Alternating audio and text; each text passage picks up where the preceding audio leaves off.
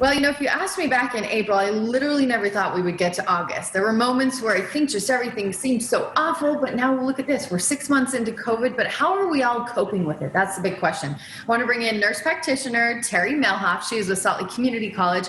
Hi, Miss Terry. How are you? I'm doing well. How are you?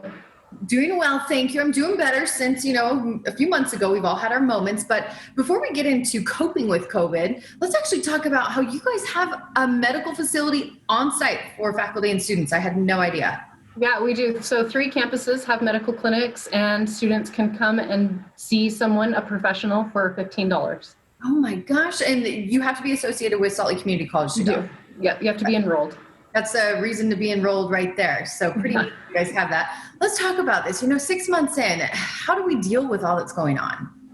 Well, the thing that's really stressful is that we're really not living according to how humans are designed to live. So all of this uncertainty, like day to day to day, is super stressful. And humans are hardwired for socialization. And now we're social distancing and we're wearing masks for every encounter.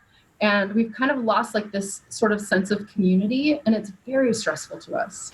And do you know what? I have realized that my happiness is so dependent on concerts and events with friends and dinners. And I'm having to kind of do a self-check and go, okay, I've got to figure out some happiness without all that stuff. Because what if life has changed for a while? So what are some things we can do to actually change that and cope with it? So I think it's important to either start or reclaim your old sort of self-care routine. Okay. So that means prioritizing sleep, eating nutrient-dense foods, avoiding processed foods and sugars. Spending time outside is so important. And then increasing your physical activity. So not just exercise, but just decreasing the amount of time you spend sedentary.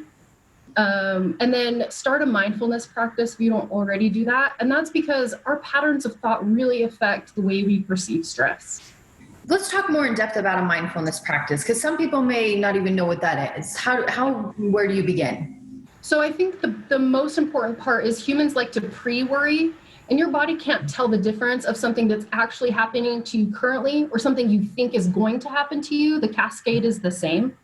So staying present in the moment and really sort of thinking about what is an imminent threat and what is like a perceived threat. And then connecting to your breath. So anytime you feel that kind of panic, if you think about sitting down, calming down, and really taking account of big expansive breaths in and out. And then reframing situations is part of that. So that means thinking about it in more of a positive light. And part of that is really gratitude. So being so grateful for what we do have, because we still have a lot. Absolutely, we do. And I'm with you on the breathing thing. I've learned the value in that the last year or so of my life. It makes a huge difference. If people are like, a deep breath, what's it going to do? Promise it'll help. So Terry, if they want some more information, where can they go? So I recommend downloading some apps. They're free. Calm is one of them, and Headspace. And then clevelandclinic.com has all kinds of really valuable information on all things health related, especially mindfulness. Perfect. I love it. Well, Terry, thank you so much for this 6-month check-in. We appreciate it. Thank you so much.